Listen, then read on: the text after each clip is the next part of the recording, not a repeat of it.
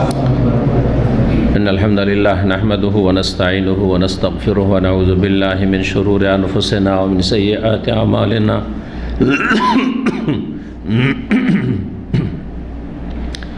من يهده الله فلا مضل له ومن يضلل فلا هادي له وأشهد أن لا إله إلا الله وحده لا شريك له وأشهد أن محمدا عبده ورسوله صلى الله تعالى عليه وعلى آله وصحبه وسلم تسليما كثيرا أما بعد فقد قال الإمام البخاري رحمه الله تعالى باب كينونة الجنوب في البيت إذا توضأ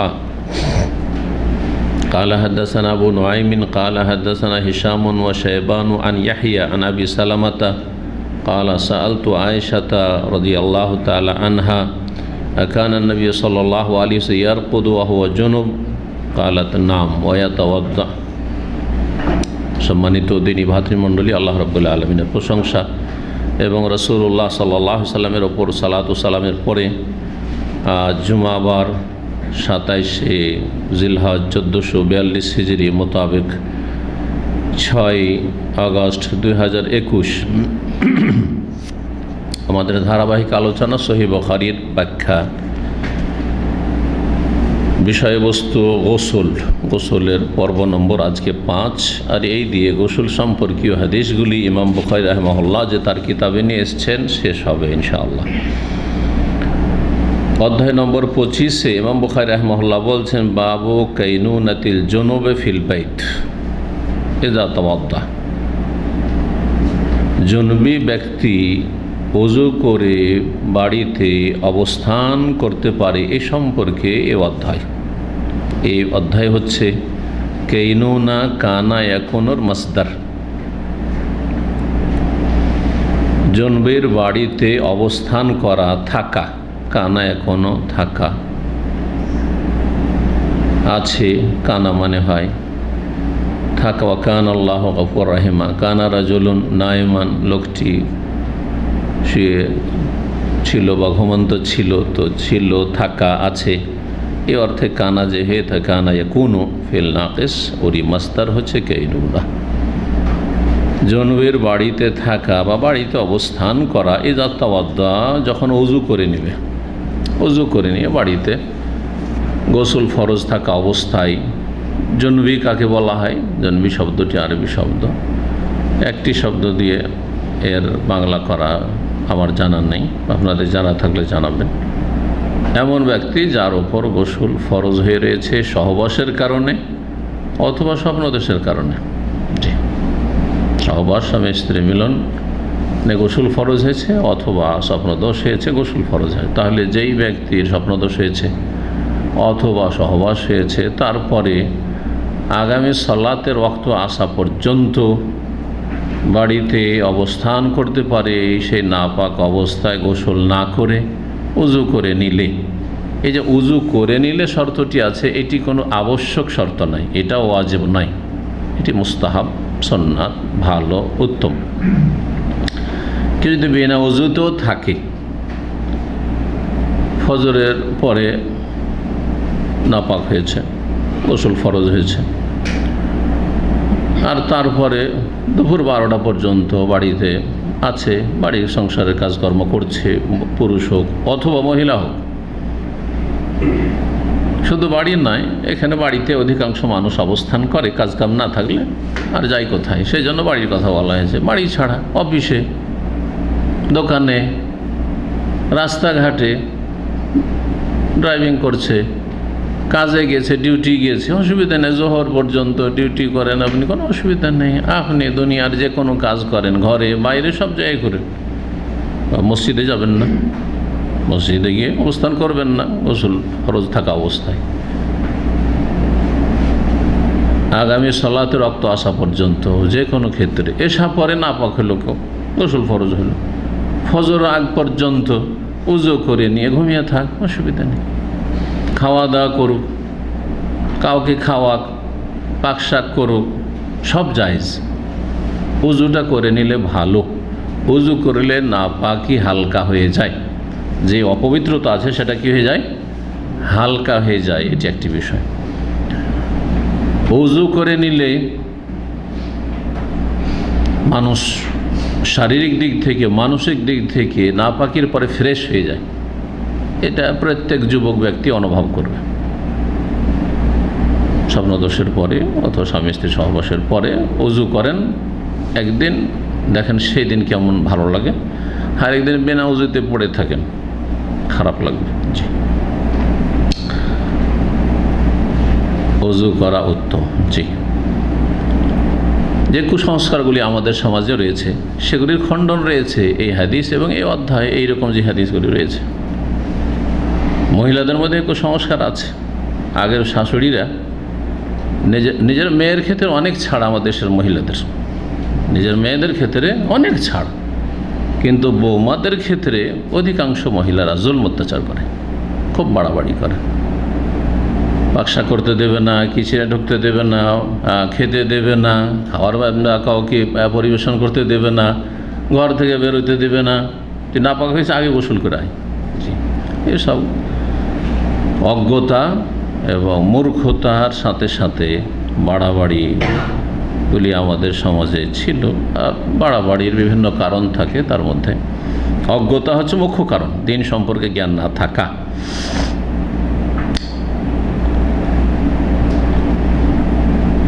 হাদিস নম্বর 286, আবু সালামা রহমতুল্লাহ আলাইহি প্রখ্যাত তাবেঈ, মদিনার যে 7 জন প্রখ্যাত ফুকাহা ছিলেন তাবেঈনদের জামানায়, তাদের অন্যতম, তিনি বলছেন, সাআলতু আয়েশা, আমি আয়েশা রাদিয়াল্লাহু তাআলা আনহাকে জিজ্ঞেস করেছিলাম। আয়েশা রাদিয়াল্লাহু তাআলার কাছ থেকে যেসব পুরুষরা দিন শিখতেন তারা 2 শ্রেণীর ছিলেন। এক শ্রেণী ছিলেন যারা মাহরাম, কোনো না কোনো দিক থেকে মাহরাম। জি, তো মাহরাম সামনে এসে দিন শিখতে পারে, আমার কাছ থেকে আমার মেয়েরা, হ্যাঁ আমার বোনেরা, আমার যারা মাহরাম তারা সরাসরি দিন শিখতে পারে।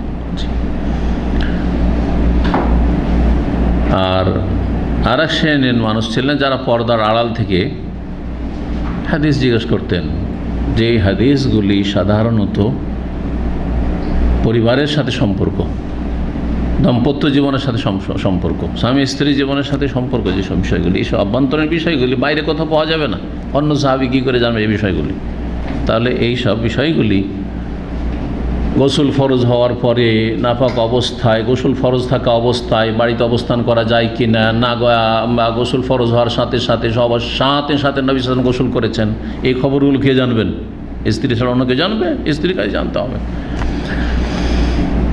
তাহলে পর্দার আড়াল থেকে, সামনে পর্দা দেওয়া, পর্দার আড়াল থেকে মহিলা পুরুষকে দিন শেখাতে পারে, বিশেষ করে যদি প্রয়োজন থাকে, বিশেষ করে প্রয়োজন থাকে। আর প্রয়োজন যদি না থাকে, আজকাল এক শ্রেণীর মহিলা সোশ্যাল মিডিয়াতে এসে লেকচার দিচ্ছে না, প্রয়োজন আছে? কোনো প্রয়োজন নেই যে সোশ্যাল মিডিয়ায় সে ভাইরাল হবে আর সে আপলোড করবে, আর সেগুলি বা তার লোকেরা, আর সেগুলি মহিলার চাইতে পুরুষই বেশি শুনছে। যাইছে না এইভাবে, কারণ বড় বড় আলেমায়ে কেরাম পুরুষদের মধ্যে রয়েছেন। কোনো যুগে মহিলারা পুরুষদের চাইতে বড় আলেম হতে পারেনি, না দিন সম্পর্কে না দুনিয়া সম্পর্কে, কখনো হতে পারেনি, কেউ প্রমাণ করতে পারবে না। যেমন একটা যুগ ছিল, সেই যুগে পুরুষ আলেম চাইতে মহিলা আলেমরা অনেক বড় বড় আলেমা ছিলেন। এমন যুগ ছিল 1400 বছর ইতিহাসে, কখনো ছিল না। তাহলে প্রয়োজন নেই, কিন্তু মা আয়েশা রাদিয়াল্লাহু তাআলার কাছ থেকে শিখার প্রয়োজন ছিল, তার বিকল্প কিছু ছিল না। তো যতটা ততটাতে সীমিত রাখতে হবে, যতটা ততটাতেই সীমিত রাখতে হবে। এই নয় যে এইগুলো থেকে এক শ্রেণীর লোকেরা, যারা ইসলামের নাম ভেঙে খায় কিন্তু তারা মডার্ন, তারা ইসলামের ওই বেছে বেছে কিছু সুবিধাজনক বিষয়গুলি পালন করতে চায়, তাদের কাছে সহশিক্ষা কোনো ব্যাপার না, তাদের কাছে আপনার এইভাবে অবাধ মেলামেশা কোনো ব্যাপার না, না না, মোটেই না। সহশিক্ষা ইসলাম ওটাই জায়েজ নয়।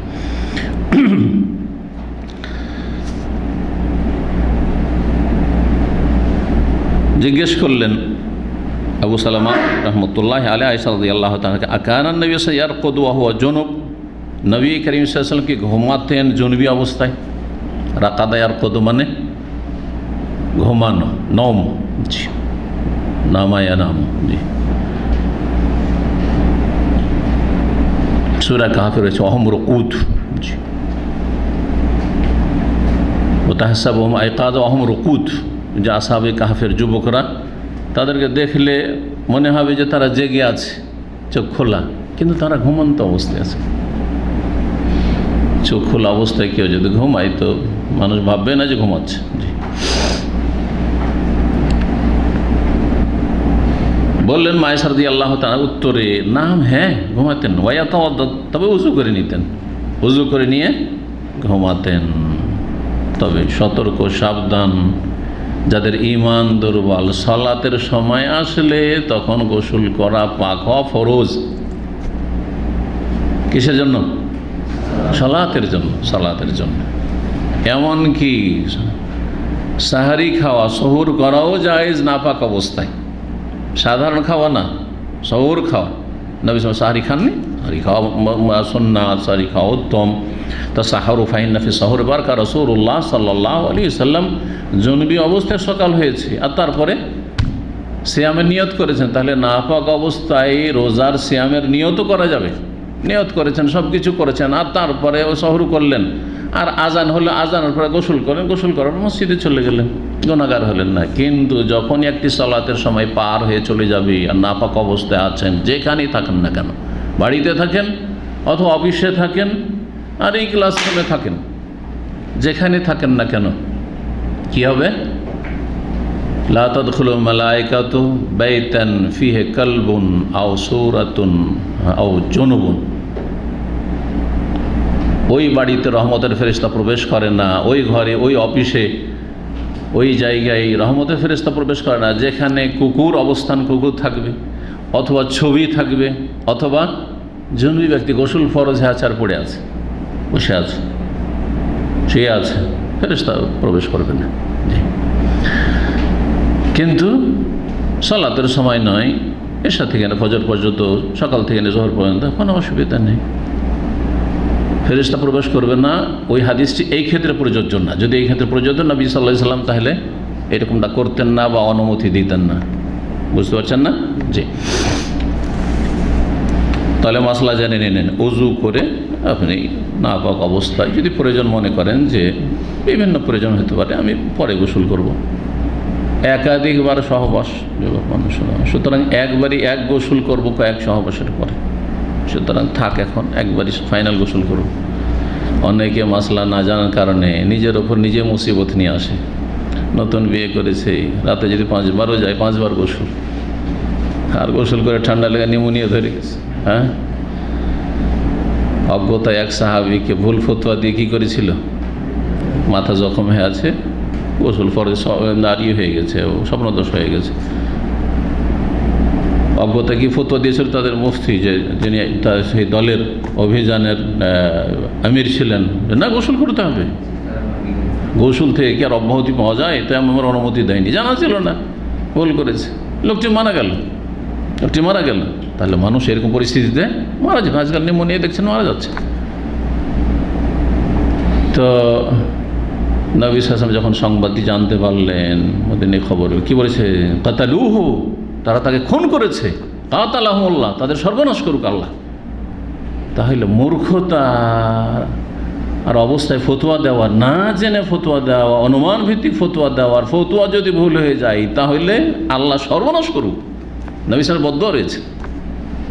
এত সহজ নয় যে সোশ্যাল মিডিয়াতে যেই সেই ফতোয়া দেওয়া শুরু করেছেন, যা আসলে বলে দিলেন অনুমতি। আমি শুনেছিলাম এরকম ফতোয়া, অনেকের কাছে শোনা যায়, ফতোয়া করতে দিলেন, বলছি এক শাইখের কাছে শুনেছি, ভালো করে তদন্ত করে দেখা যাচ্ছে ওর হদিসই পাওয়া যায় না, হ্যাঁ দলিলের, আর শাইখের কাছে শুনলেই তার তোমার ফতোয়া দেওয়ার অধিকার নেই যতক্ষণ পর্যন্ত ইয়কিন না হবে, ইয়কিন না থাকবে এই বিষয়ে। আর তারপরে যে ফতোয়া দেবে তার দলিল সম্পর্কে জ্ঞান থাকা উচিত। ফতোয়া আলাদা জিনিস আর দিনের খেদমত করা আলাদা জিনিস, দাওয়াত, দুটোকে একাকার করে দিচ্ছে আজকাল লোকেরা। আজকালকার লোকেরা যারা মাশাআল্লাহ দিন শিখতে আগ্রহী, দিনের প্রচার প্রসারে আগ্রহী, তারা ফতোয়া আর দাওয়া দুটোকে একাকার করে দিয়েছে। যে দাওয়াতি কাজ করে 2-4টা কথা বলতে পারছে সেই মুফতি সেজে যাচ্ছে, ফতোয়া দেওয়া শুরু করে, যে কোনো বিষয়ে মুখ খুলছে, একটা কিছু বলতেই হবে।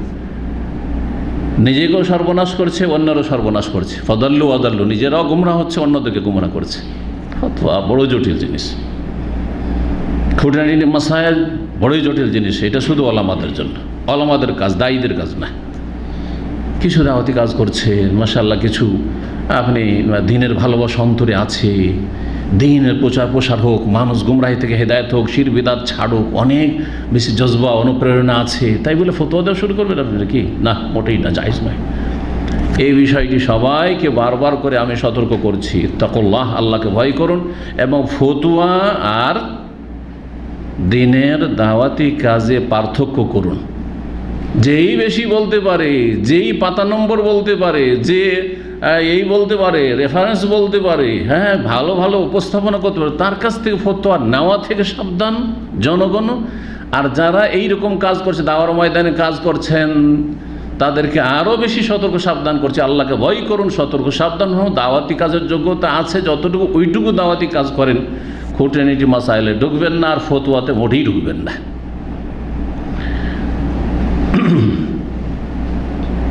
এই জন্য আমি কোনো আলোচনাতে সংক্ষেপে বলেছি যে জেনারেল শিক্ষিত লোকদের জন্য ফতোয়া দেওয়া জায়েজ নাই। তো অনেকে অবাক, বুঝেই না যে ফতোয়া কি জিনিস আর দাওয়াতের কাজ। জেনারেল শিক্ষিত লোক দিন সম্পর্কে যতটুকু ইয়াকিনের সাথে জানছেন, তাওহীদ সম্পর্কে জানছেন, শিরক সম্পর্কে জানছেন, সুন্নাত বিদআত জানছেন, অতটুকু দাওয়াতি কাজ করেন। কিন্তু ফতোয়া দেওয়া শুরু করবেন, সবকে একাকার করে দিলেন আপনি। আল্লাহ যেন বুঝার তৌফিক দান করেন। বাবু নওমিল জুনুব 26 নম্বর অধ্যায় বলছেন, এই অধ্যায় হচ্ছে জন্মী ব্যক্তির ঘুমানো। তা আগেরটা ছিল হাদিস, ওইগুলোই আসছে, কিন্তু আগেরটা ছিল কি বাড়িতে অবস্থান করা, যে কোনো কাজে অবস্থান করছেন বাড়িতে। আর একটা হচ্ছে যে ঘুমাচ্ছেন আপনি, তো ঘুমানো জায়েজ নাপাক অবস্থায়। 287 নম্বর হাদিস, আব্দুল্লাহ বিন উমর রাদিয়াল্লাহু তাআলা আনহুমা বর্ণনা করছেন, বলছেন, আন্না উমর আল খাত্তাব সাআলা রাসূলুল্লাহ সাল্লাল্লাহু আলাইহি ওয়াসাল্লাম, উমর ইবনে খাত্তাব রাদিয়াল্লাহু তাআলা আনহু, আমার আব্বা জিজ্ঞেস করলেন রাসূলুল্লাহ সাল্লাল্লাহু আলাইহি ওয়াসাল্লামকে। এটি তাহলে সরাসরি কাকে জিজ্ঞাসা? রাসূলুল্লাহ সাল্লাল্লাহু আলাইহি ওয়াসাল্লামকে। আয়ার কুদু আহাদুন ওয়া জুনুব, আমাদের কোন ব্যক্তি কি ঘুমাতে পারে জুনবি অবস্থায়, গোসল ফরজ থাকা অবস্থায় ঘুমাতে পারে? কালা নাম, হ্যাঁ, ঘুমাইতে পারে। ইজা তাওয়াদ্দা আহাদুকুম ফালিয়ারকুদ ওয়া হুয়া জুনুব, তোমাদের কেউ যদি ওযু করে নাই তাহলে সে ঘুমাতে থাক, ওয়া হুয়া জুনুব, জুনবি অবস্থায়, না পাক হয়ে আছে, গোসল ফরজ হয়ে আছে, ঘুমাতে থাক, কোনো অসুবিধা নেই। আবার বলছি যে ওযু করার যে শর্তটি, এটি আবশ্যক শর্ত নয়, এটি হচ্ছে উত্তম শর্ত। আবশ্যক শর্ত নয়, কি উত্তম শর্ত। আমরা যে সব শর্ত করি, অধিকাংশ শর্ত কথাটি আবশ্যকের ক্ষেত্রে আসে, কিন্তু কখনো কখনো উত্তম।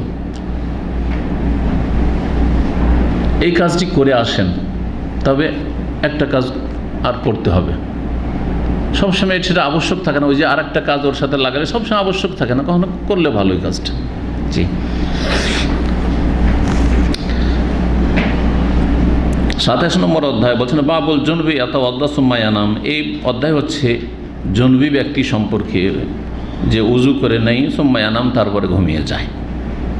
কথা সব কাছাকাছি এবং হাদিস একই বিষয়ের সবগুলি আসছে। 288 নম্বর হাদিস। হাদিস বর্ণনা করেছেন প্রখ্যাত তাবি উরওয়া ইবনে জুবাইর রাদিয়াল্লাহু তাআলা আনহুমা আন আয়েশা রাদিয়াল্লাহু তাআলা আনহা থেকে। এই উরওয়া আর খালা হচ্ছেন আয়েশা রাদিয়াল্লাহু, উরওয়া বিনতে ইবনে জুবাইর, জুবাইর ইবনুল আওয়াম, যে আশরা মুবাশশারার অন্যতম। এই জুবাইর রাদিয়াল্লাহু তাআলা আনহু কাকে বিয়ে করেছিলেন? হ্যাঁ, কাকে বিয়ে করেছিলেন? উরওয়া বলেন। উরওয়ার খালা হচ্ছে আয়েশা রাদিয়াল্লাহু আনহা।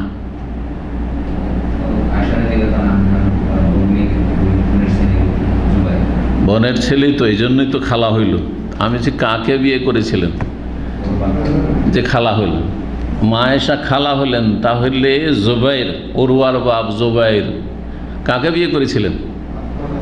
হ্যাঁ, আসমা বিনতে আবি বকর রাদিয়াল্লাহু তাআলা আনহুমা। আবু বকর সিদ্দিক রাদিয়াল্লাহু আনহু বড় মেয়ে আসমাকে বিয়ে করেছিলেন। জি, আসমা আর আয়েশা দুইজনে সহোদর বোন ছিলেন না বইমাত্রীয় সৎ বোন ছিলেন? সৎ বোন। আয়েশা রাদিয়াল্লাহু আনহা মা আলাদা, উম্মে রোমান, আর আসমা বিনতে আবি বকর রাদিয়াল্লাহু তাআলা আনহুমার মা ইসলাম গ্রহণ করেনি। এই মর্মে একবার জিজ্ঞেস করলেন, ইয়া রাসূলুল্লাহ, আমার মা মুশরিকা, ইসলাম বিদ্বেষী, ইসলাম কবুল করতে চায় না। আবু বকর সিদ্দিক রাদিয়াল্লাহু তালাক দিতে বাধ্য হয়েছে, যখন ইসলাম কবুল করলো না তালাক দিয়ে দিল, আলাদা হয়ে গেল। তারপর ইসলাম গ্রহণ করেনি। তা আফাসে লোহা মেয়ে ইসলাম গ্রহণ করেছে, সুবহানাল্লাহ।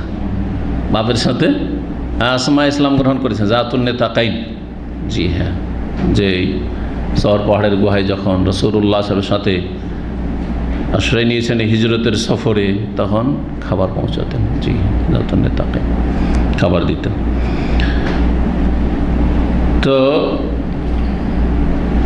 বললেন, ইয়া রাসূলুল্লাহ, আমি কি আফা আসিল তার সাথে সিলাতুল আরহাম, আত্মীয়তার সুসম্পর্ক, মায়ের সাথে সুসম্পর্ক রাখতে পারবো না? একদম ছিন্ন, মুশরিকা। তাহলে সিলিহা, অবশ্যই তার সাথে আত্মীয়তার সুসম্পর্ক অবশ্যই রাখতে হবে। সদ্ব্যবহার, সদ আচরণ অবশ্যই রাখতে হবে, যতই খারাপ হোক বাহমা। হ্যাঁ, যতই খারাপ হোক বাহমা। জি, কিন্তু তাদের পাপের কথা মেনে নেওয়া যাবে না। আল্লাহ বলছেন ফালা তোতে হোমা, তারা যদি শিরকি, কুফরি, পাপের কথা, অন্যায়ের কথা, আপনাদের অনেকে আছেন যাদের পরিবার বেদাত করে, মরার নামে খাবার, আপনাকে টাকা পাঠাতে বলছে যে টাকা পাঠাও, এই করব সেই করব, ফালা তোতে হোমা, মোটেই মানা যাবে না। সম্পর্ক রাখেন, মায়ের সাথে সম্পর্ক, বাপের সাথে সম্পর্ক, ভাইয়ের সাথে সম্পর্ক, ঠিক আছে, সব ঠিক আছে, তোমাদের কোনো অভাব থাকলে বলো। কিন্তু বেদাত করবে, খাবার খাওয়াবে ভোজ করে মৃতের নামে, ওর জন্য একটিও পয়সা নেই। হক কথা বলতে শিখুন। কিছু সময়ের জন্য নারাজ হবে, কোনো পরোয়া করিয়েন না, আল্লাহ রাজি থাকলে যথেষ্ট। আল্লাহ রাজি করে দেবেন তাদেরকে, পরবর্তীতে আর না হইলে তারা হেদায়েত হয়ে রাজি হয়ে যাবে, খুশি হবে যে শক্ত হয়েছিল বলে আমরা হেদায়েত হয়েছি, না আমরাই বেদাতি হয়ে থেকে যেতাম। আপনারও শুকরিয়া আদায় করবে, এটা হইতে পারে নাকি? অনেক সময় এরকম হইতে পারে, কারণ শক্ত ভূমিকাতে মানুষ চিন্তা করতে বাধ্য হয় যে এই লোকটা এত ঝুঁকিতে, এর শক্ত ভূমিকা কেন? তার মানে সে হকের ওপর আছে, তার মানে সে পরোয়া হকের ওপর আছে। কে কি করছে সেটা দেখার বিষয় নাই, অবশ্যই ফিরে আসবে। আর যারা সুবিধাবাদী হুজুর, ওদেরকে আপনারাও চেনছেন, কিন্তু হ্যাঁ ওই সুবিধাবাদী, ও যেখানে যেমন সেখানে তেমন ফতোয়া দেয়, কিন্তু সে একটু কাউকে ছাড়েন না, যার ভুল কথা বোঝা গেছে। কথা হচ্ছে যে এই কথাটা এমনিতে বলেন না, আপনাদের হিতাহিত জ্ঞান আল্লাহ অবশ্যই দিয়েছেন, তাই না? ওই রকম আত্মীয় স্বজনে হয়তো এই কারণে হেদায়েত হতে পারে। আর যদি হেদায়েত নাও হয়, ধরেন ওরা বড়ই অসন্তুষ্ট হয়ে গেল, কারণ আপনি বেদাত করার জন্য পয়সা দিলেন না, মাজারে যাওয়ার জন্য পয়সা দিলেন না, সাহায্য করলেন না, শিরক বেদাতে বা পাপের কাজে কোনো অংশ নিলেন না, একেবারে ওই ক্ষেত্রে একবার শক্ত অসন্তুষ্টই থাকলো, সম্পর্ক ছিন্ন করলো, আল্লাহ তাদের অনিষ্ট থেকে আপনার হেফাজত করবেন, এই ইয়াকিন থাকতে হবে। আল্লাহু ইয়াসিমুকা মিনান নাস, নবী সাল্লাল্লাহু আলাইহি ওয়াসাল্লামকে হত্যা করার চেষ্টা করেছে বহুবার, মক্কার মুশরিকরা চেষ্টা করেছে, ইহুদিরা চেষ্টা করেছে, কিন্তু করতে পেরেছে? ইয়াকিন থাকতে হবে, ইয়াকিন বিল্লাহ, আল্লাহর প্রতি ইয়াকিন, যে আল্লাহ হায়াত নির্ধারণ করেছেন, সেটাকে কমাতে পারবে না। শুধু হায়াতই না, আল্লাহ সুস্থতা, অসুস্থতা, বিপদ আপদ, বিপদ মুক্তি সব নির্ধারণ আছে। ইয়াকিন থাকতে হবে আল্লাহর প্রতি, আমি আল্লাহকে রাজি করার জন্য এগুলো করেছি, আমি সুন্নতের সাথে থাকার জন্য, আমি বিদআত থেকে বাঁচার জন্য এটা করেছি, জাতিকে বা আমার আত্মীয় স্বজনকে বিদআত থেকে রক্ষা করার জন্য আমি শক্ত ভূমিকা পালন করেছি। আল্লাহ হেফাজত করবেন, তাদের অনিষ্ট থেকে রক্ষা করে নেবেন। যেই মূসা আলাইহিস সালামকে পাওয়ার জন্য একটা বাচ্চা মূসা, ওই বাচ্চাটাকে হত্যা করতে জানতে পারলে তো ওইটাকে হত্যা করলেই তো বাস হয়ে যায়, তাই না? ফেরাউনের ওই একটা বাচ্চার তলাশে হাজার হাজার বাচ্চাকে ফেরাউন ইউযাব্বিহুনা আবনাহুম, বনী ইসরায়েলদের ছেলে সন্তানদেরকে খুন করেছে, আর খুন করতো সে কতদিন ধরে যে খুন করতে থেকেছে ওই স্বপ্ন দেখার পরে আল্লাহ জানে, কিন্তু ওই বাচ্চাকে খুন করতে পারলো না। বরং আল্লাহ কত যে সর্বশক্তিমান, ওই বাচ্চাকে শুধু রক্ষা করলেন না, পানিতে ভাসিয়ে দেওয়া হচ্ছে, সেখানে রক্ষা। আবার ফেরাউনের বাড়ি গিয়ে উঠছে, এই বাচ্চা তো ঘরে পৌঁছে যাচ্ছে, ও গলা টিপে মেরে দিলেই তো হয়, আল্লাহ মায়ে দিয়ে দিচ্ছেন। জি, কুররাতু আইনিন লি, আমাদের চক্ষু শীতল হবে। স্ত্রী বলছেন লা তাকতুলু, এটাকে হত্যা করিয়েন না, আপনি অনেক ছেলে হত্যা করেছেন, এই ছেলে এরকম হবে না, এই ছেলে হত্যা করি না, আশা ইয়ানফানা, আমাদের ছেলে সন্তানের সব কন্যা সন্তান ফেরাউনের। আসিয়া রাদিয়াল্লাহু তাআলা আনহা বলছেন স্বামীকে, ফেরাউনকে, আমাদের উপকারে আসবে সম্ভবত, আওনাত্তাখিযা ওয়ালাদা, অথবা এটাকে পালক পুত্র হিসেবে আমরা নিয়ে নেব, আমাদের ছেলে সন্তান নাই। আল্লাহু আকবার। মায়ের দুধ বেশি উপকারী, মায়ের দুধের কাছে আবার আল্লাহ ফিরিয়ে দিচ্ছেন, ফারাদাদনাহু ইলা উম্মিহি তাই তাকাররা আইনুহা ওয়ালা তাহজান, যাতে চক্ষু শীতল হয় মায়ের পেরেশানি না থাকে যে আমার বাচ্চা হাইরে দূরে থাকলো, পরের বাড়িতে মানুষ হচ্ছে না, আর ওর দুশ্চিন্তা না থাকে, কোনো চিন্তাই ভাবনা না থাকে। বলে তাআলামা, আর যাতে করে ওই মহিলা মুসার মা জানতে পারে আন্না ওয়াদাল্লাহ হক, আল্লাহর ওয়াদা সত্য, আল্লাহর ওয়াদা সত্য। আপনার ইয়াকিনে যদি সততা থাকে তো আল্লাহর ওয়াদা সত্য। এইসব কিস্সা কাহিনী শুধু শোনার জন্য না, ঈমানটা মজবুত করার জন্য, যে আল্লাহ রাব্বুল আলামিন এইভাবে মুসা আলাইহিস সালামকে, এইভাবে ইউসুফ আলাইহিস সালামকে, আপনি ঘটনাগুলো একটু গভীরভাবে পড়ুন, কীভাবে আল্লাহ হেফাজত করেছেন। আপনি আমি কেন রুজির চিন্তা করব, কেন হক কথা বলতে পিছপা হব, কেন হক কথাকে সত্য কথাকে গোপন করব, কেন শিরক বিদআতের সাথে সমঝোতা করব, কেন খারেজি এবং তাদের পৃষ্ঠপোষকদের সাথে, শিয়া প্রেমীদের সাথে আপনি সমঝোতা করতে যাবেন, সম্পর্ক রাখতে যাবেন, নমনীয় হবেন, কেন? উদ্দেশ্য কি আপনার? দুনিয়ার স্বার্থ?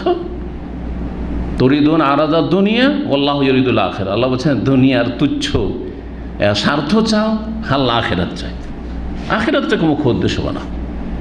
আল্লাহ যেন বোঝার তৌফিক দান করেন।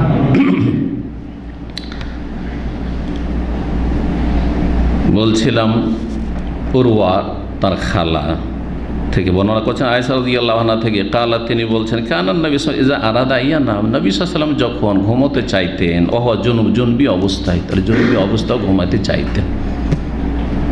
নবী সাল্লাল্লাহু আলাইহি ওয়াসাল্লাম গোসল ফরজ হয়, সেই অবস্থায় মনটা চাইতো যে একটু ঘুমিয়ে নিই, তাহলে আমার আপনার চাইতে পারে, এমন কোনো অপছন্দনীয় কাজ করছেন না। অনেকে আবার এগুলোকে মকরুহ মনে করে, যে গোসলটাকে এরকম করে বিলম্ব করবো, মকরুহ কাজ না, মকরুহ কাজ করেছেন নবী সাল্লাল্লাহু আলাইহি ওয়াসাল্লাম।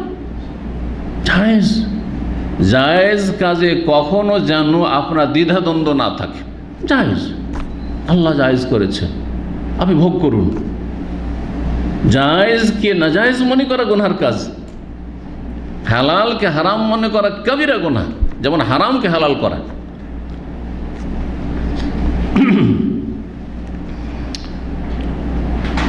কি করতেন?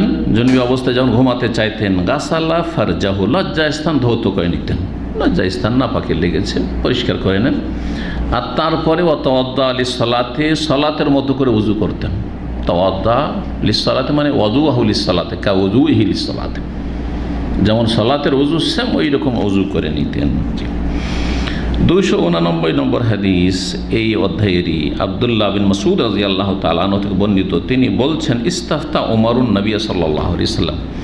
এখানে আব্দুল্লাহ সাধারণত থাকে যখন হাদিসে, শুধু আব্দুল্লাহ মাসউদি হয়, তবে এই রকমই হাদিস ওমর বিন খাত্তাব রাদিয়াল্লাহু তাআলা আনহু থেকে বর্ণনা করেছেন আব্দুল্লাহ বিন ওমর, তো হতে পারে যে তিনি আব্দুল্লাহ বিন ওমর, আল্লাহু তাআলা আলাম। কালা, তিনি বলছেন, ইস্তাফতা ওমরুন নবী সাল্লাল্লাহু আলাইহি ওয়াসাল্লাম। আবার এটাও হইতে পারে যে ওমর রাদিয়াল্লাহু তাআলা তার ছেলে ইবনে ওমরও বর্ণনা করেছেন, আর আব্দুল্লাহ বিন মাসউদ বর্ণনা করেছেন, কোনো বিচিত্র নেই। নবী করিম সাল্লাল্লাহু আলাইহি ওয়াসাল্লামকে ওমর রাদিয়াল্লাহু তাআলা ফতোয়া জিজ্ঞেস করলেন, তাহলে ফতোয়া জিজ্ঞাসা করাও শরীয়ত সম্মত, আর ফতোয়া দেওয়াও শরীয়ত সম্মত, কিন্তু ফতোয়া দেবে যোগ্য ব্যক্তি, যার মধ্যে ফতোয়া দেওয়ার ক্ষমতা রয়েছে, ভালো আলেমরা। আর যারা মাঝারি আলেম, তারা ফতোয়া নকল করবে, বড় বড় আলেমাদের ফতোয়া নকল করবে, এটা নিরাপদ। এই দুটোতেও পার্থক্য বুঝে না, যে কিছু পড়ে আমাদের মতো লোকে সব ফতোয়া দিতে শুরু করে না। এই জন্য আমি স্পষ্ট ভাষা বলি, আমি সাধারণত ফতোয়া দিই না, ফতোয়া নকল করি। আমার চাইতে অনেক বড় আলেম, ইমাম আল্লামা শেখ আব্দুল আজিজ বাজ রহমতুল্লাহ আলাইহ, তার থেকে নকল করি কখনো নকল করি ইমাম মোহাম্মদ বিন হুসাইন রহমতুল্লাহ আলাইহ থেকে, কখনো নকল করি ইমাম আলবানী রহমতুল্লাহ আলাইহ থেকে। যদি এই 20 শতাব্দীর বড়, পৃথিবীর মধ্যে বড় আলেম থেকে নকল করি, তাহলে অধিকাংশ সময় নাম বলে দিই, আর কখনো নাম না বললে আমি জানছি যে এই ফতোয়াটি তিনি দিয়েছেন, কনফার্ম, আমি নিশ্চিত। অথবা তার আগে ইমাম ইবনে তাইমিয়া রাহিমাহুল্লাহ, যারা সালাফদের মানহাজে ফতোয়া দিয়েছেন, কোরআন সুন্নাহ এবং সালাফদের মানহাজকে সামনে রেখে যারা সংস্কারমূলক কাজ করেছেন আর তাদের ফতুয়াগুলি গবেষণামূলক, তাদের থেকে উপকৃত হয়ে তাদের ফতুয়া নকল করি। সুতরাং আমি নিরাপদ। কিন্তু নিজে থেকে যারা ফতুয়া দিতে যায় আর তার চাইতে বড় আলেমের ফতুয়ার দিকে তাকাই নেয়, তাদের ভুল বেশি, তাদের ভুল বেশি। লক্ষ্য করবেন, আজব আজব ফতুয়া দিয়ে বসে, উদ্ভট কথা বলে বসে। উম্মতে না আবু হানিফা বলেছেন, না শাফি বলেছেন, না মালিক, না আহমদ, হ্যাঁ উম্মতে মুসলিম ইবনে তাইমিয়া, কেউ বলেনি, একটা নতুন কথা বলে দিয়ে বসে থাকলো। এতে মানুষ বিব্রত হয়, মানুষ বিভ্রান্ত হয় এবং নিজেও ক্ষতি করে, দিন দুনিয়ার তার ক্ষতি করে, মানহানি হয়। আর তার সাথে তার চাইতে বড় যেটা, সেটা আল্লাহর কাছে মানহানি হবে, অপদস্থ হইতে হবে। ফতুয়ার জন্য দুঃসাহসিকতা, জুর আলাল ফতুয়া, ফতুয়ার ক্ষেত্রে দুঃসাহসিকতা দেখালে আল্লাহর কাছে লাঞ্ছিত, অপদস্থ হইতে হবে মুফতি সাহেবানদেরকে। সুতরাং বিষয়গুলি মনে রাখবেন। তাহলে একটা হচ্ছে ফতুয়া দেওয়া, যেটা যোগ্য আলেমদের জন্য, আর একটা হচ্ছে ফতুয়া নকল করা, আর একটা হচ্ছে দাওয়াতের কাজ করা। দাওয়াতের কাজ যারা করছেন, কিছু জানছেন, ওইটুকু পৌঁছাচ্ছেন, বাল্লিগু আন্নী ওয়ালাউ আয়া।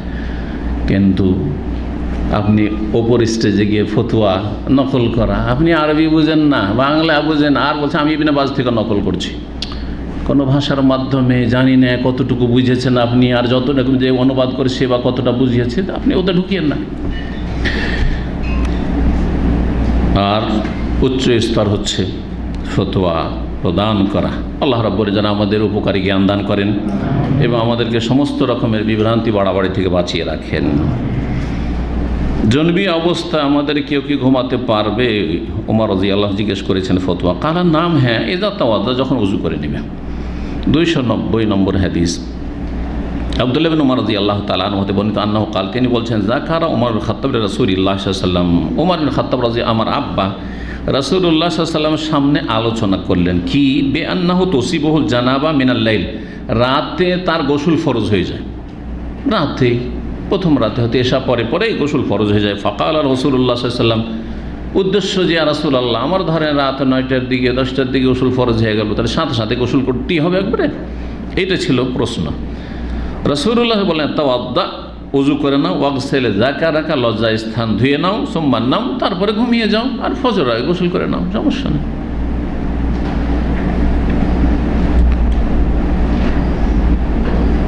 আঠাশ নম্বর অধ্যায় বলছেন, বাবুন, এই অধ্যায় হচ্ছে এজাল তাকাল খেতানান।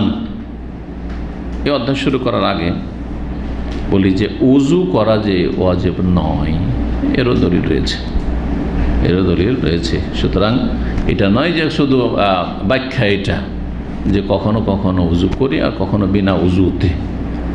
পানি স্পর্শ করেননি, উজু করেননি, পানি স্পর্শ করেননি, ঘুমিয়েছেন, হ্যাঁ, তো অথবা অবস্থান করেছেন, তো জায়েজ রয়েছে।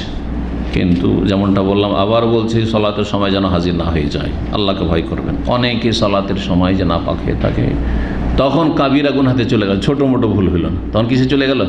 কাবিরা গুনাহ। কারণ সলাত এইভাবে বিলম্ব করা কাবিরা গুনাহ। আর তারপরে শরঈ ওযর না থাকে, তাহলে জামাত সহকারে সলাত আদায় করা সঠিক মতে ওয়াজিব। জি,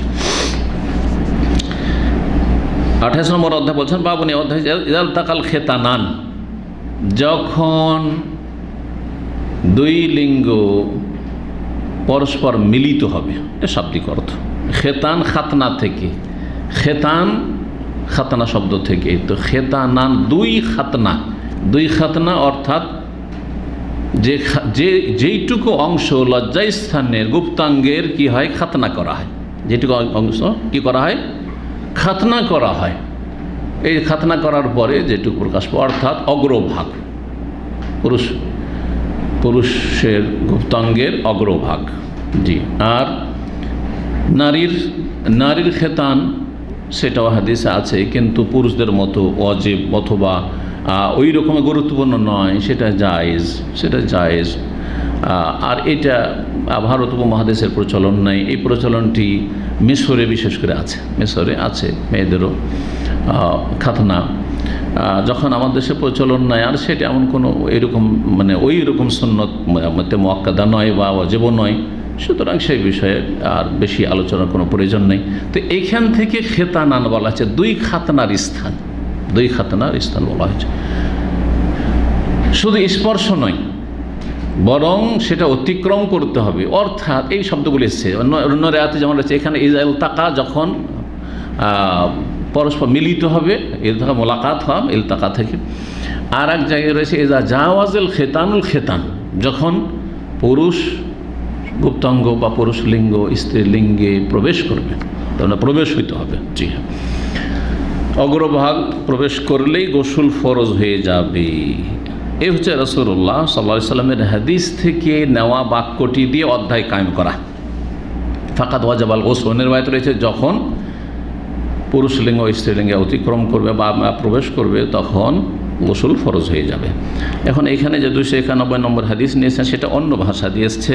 আবু হুরায়রা রাদিয়াল্লাহু তাআলা আনহু থেকে বর্ণিত, নবী করিম সাল্লাল্লাহু আলাইহি ওয়াসাল্লাম থেকে তিনি বর্ণনা করে বলেন, রাসূলুল্লাহ সাল্লাল্লাহু আলাইহি ওয়াসাল্লাম বলেছেন, ইযা জালাসা বাইনা শুআবিহাল আরবাহ, অন্য রিওয়ায়াত ইযা জালাসা আহাদুকুম, তোমাদের কেউ অর্থাৎ পুরুষরা যখন 4টি অঙ্গের ওপর অবস্থান করবে, জি 4টি অঙ্গ মানে 2 হাত আর 2 পা স্ত্রীর, সাধারণত স্বামী স্ত্রী মিলনের সবচাইতে উত্তম পদ্ধতি এটি, সেজন্য এটাকে বোঝানো হয়েছে। কিন্তু অন্যভাবেও জায়েজ রয়েছে যদি ক্ষেত্র ঠিক থাকে। ক্ষেত্র হচ্ছে যেটা আল্লাহ রাব্বুল আলামিন তৈরি করেছেন পুরুষদের জন্য নারীর, আর যেখানে সহবাসে ছেলে মেয়ে জন্মায় সেটা, জি বায়ুপথ নয়, বায়ুপথে আপনার সহবাস এটি লানতের কাজ, কাবিরা গুনাহ, হারাম। জি যার সাথে হোক না কেন, সেটা পুরুষের সাথে হইল ধ্বংসাত্মক গুনাহ যেটি আল্লাহর আযাব গজব ডেকে নিয়ে আসে, অথবা স্ত্রীর সাথে হইলেও সেটা হারাম, জি কাবিরা গুনাহ, জি জায়েজ নয় এগুলো। এবং নোংরামি, হেসা, আর তারপরে এটা দিন দুনিয়ার ক্ষতি করে। দিনের তো ক্ষতি আছে, দুনিয়ার ক্ষতি, শরীর স্বাস্থ্যের জন্য বড়ই ধ্বংসাত্মক, বিভিন্ন রকম মারাত্মক রোগ সৃষ্টি করে। আল্লাহ রাব্বুল আলামিন যারা বদ চরিত্রের লোক, যারা একটু নিচু শ্রেণীর লোক, নোংরা, তাদেরকে আল্লাহ হেদায়েত দান করেন। আর একজন রুচিশীল মুসলিম কখনো এরকম চিন্তা করতে পারে না। তো যখন কেউ বসবে 4টি অঙ্গের ওপর, সুম্মা জাহাদাহা, আর তারপরে পরিশ্রম করবে, অর্থাৎ প্রবেশ করা। এখানে পরিশ্রম বলতে এখানে প্রবেশ করলে যথেষ্ট, এই নয় যে পরিশ্রম মানে পরিশ্রম, কিন্তু সাধারণত সহবাসে পরিশ্রম হয়ে থাকে, সেই জন্যই এই বাক্যগুলি এসেছে। ফাকাদ ওয়াজাবাল গোসল, কিন্তু এটা শর্ত নাই। পুরুষ লিঙ্গ স্বামী স্ত্রীলিঙ্গে প্রবেশ করলে ফাকাদ ওয়াজাবাল গোসল ফরজ হয়ে যাবে। গোসল কী হয়ে যাবে? ওয়াজাব মানে ফরজা, ওয়াজিব আর ফরজে কোনো পার্থক্য নেই। দেখেন হাদিসের ভাষা, আপনারা গোসল ফরজ বললেন না, গোসল ওয়াজিব বললেন নাকি? ঠিক না, গোসল ফরজ বলেন, তাই না? তো ওয়াজাব মানে ফরজ, ওয়াজিব আর ফরজে কোরআন এবং হাদিসের ভাষায় কোনো পার্থক্য নেই। হানাফি মাযহাবে ফিকহি পরিভাষায় টার্মে তারা পার্থক্য করেছে, তাছাড়া কোনো আইমা শাফি, মালিক, আহমদ অন্যরা কেউ পার্থক্য করেননি। আর হাদিসে কোনো পার্থক্য নাই। যেটা অবশ্যই করণীয়, যেটা অবশ্যই করণীয় আর না করলে কাবিরা গুনাহ হবে, সেটা ফরজ, সেটি ওয়াজিব।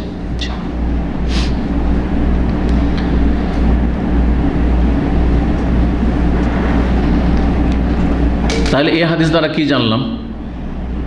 যে পুরুষ লিঙ্গ স্ত্রীলিঙ্গে প্রবেশ করলে গোসল ফরজ হয়ে যায়। এখানে আসলো কি যে বীর্যপাত হইলে গোসল ফরজ, এমন কথা আসলো কি? এ কথা আসেনি। তারপর বীর্যপাতের কথা আসেইনি। আসলে বীর্যপাত শর্ত না শর্ত নয়, বীর্যপাত না হইলে কেউ এইসব কথা আসেনি। কিন্তু বুখারীতে না থাকলেও সহিহ মুসলিম হাদিস, ওয়াইল্লাম ইউনজিল, যদিও বীর্যপাত না হয়, সহবাস হয়েছে কিন্তু বীর্যপাত হয়নি, ফাকাদ ওয়াজাবাল গোসল ফরজ। তাহলে সহিহ মুসলিমের হাদিস দ্বারা আর একটু স্পষ্ট জেনে নিলাম, হাদিস দ্বারা জানলাম। অন্য রিওয়ায়াত রয়েছে দারাকুতনি, আর বেশ কিছু হাদিসে কিতাবে রয়েছে আনজালা আমলাম ইউনজিল, বীর্যপাত হোক অথবা না হোক, যদি পুরুষ লিঙ্গ স্ত্রীলিঙ্গে মিলিত হয়, প্রবেশ করে, তাহলে তাতে কি হয়ে যাবে? ফাকাদ ওয়াজাবাল গোসল ফরজ হয়ে যাবে। জি, এই বিষয়ে ইজমা রয়েছে। এই বিষয়ে কি রয়েছে? ইজমা ঐক্যমত রয়েছে, কোনো ইখতিলাফ নেই, কোনো ইখতিলাফ নেই। জি হ্যাঁ, তবে সালাফদের যুগে, সাহাবায়ে কেরামদের যুগে কিছুটা ইখতিলাফ থেকে গেছিল। কারণ হাদিস, যে আগের হাদিসটি মনসুখ হয়েছে, সেই হাদিসটি বলছি, সেটা বেশ কিছু সাহাবায়ে কেরামদের কাছে খবর পৌঁছেনি, জানতে পারেননি। তখন তো জানাটা এত সহজ ছিল না, অত সহজ ছিল মানুষের না, জানা সহজ ছিল না, অভাবের সময়। আর তারপরে মানুষ ছড়িয়ে ছিটিয়ে আছে, যখন আসলো তখন নবী সাল্লাল্লাহু আলাইহি ওয়াসাল্লাম থেকে যেটুকু জানতে পারলো, আর বাকি যেগুলো ছুটে গেল। এমন কিছু ছিল, মাধ্যম ছিল যে একে অপরকে পৌঁছে দিবে, যেমন এখন মাধ্যম হয়ে গেছে। এই একটা আলোচনা শুনেই আমাদের অনেক ভাই আছেন, এক ভাই বলছেন, শেখ আমার কাছে 60টার মতো হোয়াটসঅ্যাপ গ্রুপ আছে, আমাদের যে অডিও, একজনে শুধু 60টা গ্রুপে পাঠায়। আর একজন আমার ছাত্র দায়ী, জাযাকাল্লাহ খায়র, শেখ সেনে বলছেন, শেখ আমি এগুলো 20টার মতো গ্রুপে আমাকে অ্যাড করে রেখেছে, প্রত্যেকটাতে পাঠাই। আমি শুধু এই দুজনে জানি, আর আমি যেগুলো জানি না সেগুলো তো আল্লাহ ভালো জানে। কথা বুঝতে পারছেন না? যিনি বলছেন যে 50-60টার মতো গ্রুপে, সে আমাদের ছাত্র দামামে ছিল, চলে গেছেন। তো কথা হচ্ছে যে এইরকম অনেক ভাই রয়েছেন, আরও বেশ কিছু ভাইয়েরা রয়েছেন যারা বিভিন্ন শহরে থাকেন। তারা আমাকে বলেন যে শেখ অডিওটা পাঠিয়ে দেবেন। তারপরে তারা অনেকগুলি গ্রুপ চালায়, কতটি চালায় জানি না। তাহলে চিন্তা করেন যে একটা কথা 1 সেকেন্ডের মধ্যে শুধু ক্লিক ফরওয়ার্ড করলেন, সাথে সাথে চলে গেল, কত লোকের কাছে পৌঁছে গেল। ব্যাস, শুনলেই হইল, জানলে হইল, লাভবান হওয়ার চেষ্টা করলেই হইল, ইলম শেখার চেষ্টা থাকলেই হইল। কিন্তু সাহাবায়ে কেরামদের যুগে এরকমটা ছিল? সাহাবায়ে কেরামদের যুগে কেন যাবেন? আজকে থেকে 20-30 বছর আগে ছিল না। আমি যখন প্রথম 23 বছর আগে ইসলামিক সেন্টার দাম্মামে এসে সপ্তাহে একটা বক্তব্য করতাম, বিষয়ভিত্তিক, মঙ্গলবার ছিল জানা আছে পুরাতন ছাত্রদের, আর জুমাবারে আকিদার ক্লাস করতাম, কিতাব তাওহীদ আর ওই যেসব আকিদার এই ক্লাসগুলি প্রথম দিয়ে শুরু করি, তারপরে তাফসীর শুরু করি, লম্বা ইতিহাস। তখন ওই মঙ্গলবারে একটা বিষয়ভিত্তিক 1 ঘন্টা, 1.25 ঘন্টা, 1.5 ঘন্টার আলোচনা তৈরি করার জন্য লাইব্রেরিতে বসতাম, একটা করে আয়াত হাদিস তলাশ করতাম। মাকতাবা শামেলা পর্যন্ত ছিল না, ইন্টারনেট তো ছিলই না, স্মার্টফোন তো ছিলই না। ও তো আসলো 2004-05-এ তো এমনি ছোটো মোবাইল আমার কাছে আসলো, ছোটো সাধারণ মোবাইল। আর তারপর স্মার্টফোন তো 2010-12 বা তারপর কখন মনে নাই কিন্তু। তো তাহলে দীর্ঘ সময় আমি 99 থেকে শুরু করে, 99 থেকে শুরু করে 2008-10 পর্যন্ত যে বক্তব্যগুলি তৈরি করেছি, লাইব্রেরিতে বসেছি, একটা আয়াত হাদিস হাওয়ালা তলাশ করেছি, সহিহ জয়ীফ তলাশ করেছি। একটা বক্তব্য তৈরি করতে 5 দিন খেটেছি। আপনি তো মনে করছেন যে আলহামদুলিল্লাহ রেডিমেড। আমি কি ওই দেশের ওয়াইজ বক্তাদের মতো যে ওয়াজ শুরু করলাম কোথা থেকে আর শেষ করলাম কোথা থেকে আমিই জানি না। আর আগে থেকে আমি কোনো চিন্তা করি, যা মুখে আসলো তাই বললাম, হাসাইলাম, কাঁদাইলাম, ব্যাস। এইসব তো করি না আমি কোনোদিন, আমার লাইফে জীবনও করিনি আলহামদুলিল্লাহ। ওই একটা বক্তব্য যে বিষয়ভিত্তিক আলোচনা করে গেছি, আল্লাহ এই জন্য বরকত দিয়েছে। তো বরকত বিভিন্ন কারণে আসে, বিভিন্ন কারণে আসে। আমি যখন মাদ্রাসাতেও পড়িয়েছি আলহামদুলিল্লাহ, আল্লাহর শুকরিয়া আদায় করছি। আমি মাদ্রাসার ছাত্রদেরকে বলতাম, দেখো আমার একটা অভ্যাস আছে, আমি জীবনে আমার লাইফে 7 বছর শিক্ষকতা করেছি এবং দাওরা পর্যন্ত পড়িয়েছি, বুখারী পড়িয়েছি আলহামদুলিল্লাহ, এবং শেষ ক্লাস দাওরার আমি 3-4টি কিতাব পড়িয়েছি। কখনো বিনা স্টাডিতে, সম্যক মোতালা যেটাকে বলা হয়, বিনা স্টাডিতে প্রস্তুতিতে ক্লাসে বসিনি। একবার না, একবার বিকেলবেলা পড়েছি, একই রিভাইজ, কালকে পড়াবো। আর একবার রাত্রে চেষ্টা করেছি, আর একবার ফজর পড়ে, কারণ ফজর পরে যেটি পড়বো সেটি একদম আমার এখানে রেকর্ড হয়ে গেছে, সবটি দিতে পারবো। তারপরে তখন দিয়েছি। আমি যে 10 বছরে তাফসীর শেষ করলাম 30 পারার, এত সহজ নয়। এই হাদিস যে বুখারী পড়াচ্ছি, এর চাইতে তাফসীর আমার কাছে অনেক কঠিন ছিল, এবং এই হাদিস বুখারী পড়ানো আমার কাছে অনেক সহজ এই কোরআনের তাফসীরের তুলনায়। আপনারা মনে করছেন আজকাল তফসির করা শুরু করেছে এক শ্রেণীর ইখওয়ানি জামাতিরা, তো এদের তফসির, লেবার ট্যাক্সি চালায় আর তারপরে তাদের সাপ্তাহিক মজলিসে বসে আর সব তফসির নিজে নিজে তফসির করে। এদের মহিলারা তফসির করে, আরবির একটা অক্ষর বুঝে না, সব তফসির করে। তফসিল কোরআন হয়, এদের দার্সে কোরআন হয়। হাউযুবিল্লাহ মিনাশ শাইতানির রাজিম। জুমাবারে আগে তো পড়েছি, এই সপ্তাহের ভিতরে তো 2-3 বার পড়েছি যে তফসিরটা আপনাদেরকে পড়াবো। তারপরে আমার যেটা আমার মানে সাপ্তাহিক যেটা আমার রুটিন বলছে তফসির করার ক্ষেত্রে, সকাল 9টায় উঠে যায়, জীবনে 9টার পরে কখনো ঘুমায় না। তার আগে 8:30 থেকে 9টার মধ্যে উঠে যায়, নাস্তা কিছুক্ষণের মধ্যে হয়ে গেল। আর তারপরে বা কখনো নাস্তায় বিলম্ব হলে আমি সাথে সাথে উজু করি, আর তারপরে বসে গেলাম 2 রাকাত সালাত আদায় করে সালাতুল দুহা, তারপরে বসে গেলাম আমি তফসির নিয়ে 2-3টা তফসির পড়ছি। বাংলাতেও পড়ছি। বাংলাতে শুধু তর্জমাটা দেখার জন্য পড়িনি, যদিও আমি তর্জমা করতে পারবো হয়তো, কিন্তু না, এইভাবে তর্জমা করি না। কখন আমি বাংলা অনুবাদ না দেখে আসি না, এতটুকু। আর আরবি তফসির তো মূলত আরবি তফসির পড়ি। একাধিক তফসিরটা পড়ার পরে তারপরে এখানে এসে তফসির করি। 10:30 পর্যন্ত তফসির পড়ে তারপরে মসজিদে এসে ঢুকি। জি, আর তারপরেও আপনারা দেখেছেন অনেকে যারা আমার অফিসে ঢুকেন আমার তফসিরের আগে অথবা দার্সের আগে, আমি বলি যে আপনারা ওইদিকে যান। কী জন্য বলি? অনেকে হয়তো বুঝে না কী জন্য। আমি এই সময় একটু মানসিক প্রস্তুতি নেব, অথবা কোনো একটা কিছু দেখার হঠাৎ করে ভুলে গেছি, আমি একটু দেখব, তো আমি ফ্রি থাকতে চাই। যারা ভালো আলোচনা করে আরব শেখরা, তাদের কাছ থেকে শিখেছি তারা, এবং আমার একজন ভালো ওস্তাদ ছিলেন, তিনি ভালো বক্তা এবং ভালো দাওরা পড়াইতেন, বুখারী পড়াইতেন আমাদেরকে। তিনি বলতেন যে আমি বক্তব্যের আগে 15 মিনিট থেকে আধা ঘন্টা নির্জনে চলে যাই, কারোর সাথে বসি না। ওতে আমি কি করি, যা কিছু বলবো তা আমি এখানে সেট করে নিই, তরতিব দিয়ে নিই। বুঝতে পেরেছেন? যারা ভালো কিছু দিতে চাই, তো যাদের মধ্যে ইখলাস আছে যে আমি কিছু জাতিকে দিতে চাই, আমি কিছু মাদ্রাসায় আমার ছাত্রদেরকে দিতে চাই, ইলম দিতে চাই, তারা এইভাবে মেহনত করবে। আর বহু ওস্তাদের কাছে আমরা পড়েছি, এবং বহু এইরকম ওস্তাদ এখনও পড়াচ্ছে, শিক্ষক পড়াচ্ছে। কোথায় পড়া আছে রে, হ্যাঁ শুরু করে দিল, তারপরে কোথাও হয়তো এক বন জঙ্গলে গিয়ে আটকে গেল, বেজ্জতিরও শেষ নেই। জি হ্যাঁ, অথবা বেজ্জতি না হইলেও ঠকামি করলো, যেখানে ঠিক করে ক্লিয়ার বুঝাতে পারছে না, গোলমাল করে ছেড়ে দিল। ছাত্র লজ্জায় চক্ষু লজ্জায় কিছু বললো না, ও বুঝলো না, কিছু বললো না, এরকম হয়ে থাকে। জি, আল্লাহ যেন আমাদেরকে ভালো জ্ঞান দান করেন এবং আমাদের এলমে যেন বরকত দান করেন, আমলের তৌফিক দান করেন। কি বলছিলাম? তাহলে এজমা হয়েছে পরে, কিন্তু সাহাবায়ে কেরামদের যুগে কিছু সাহাবায়ে কেরামদের ভিন্ন মত ছিল। কিসের ভিত্তিতে? তারা একটা হাদিস জানতেন, ওইটা আগের হাদিস, ইন্নামাল মাও মিনাল মায়, বা আল মাও মিনাল মায়, দুরকম করে হাদিস আসছে। নিশ্চয়ই পানির প্রয়োজন হবে, হ্যাঁ পানি বের হলে।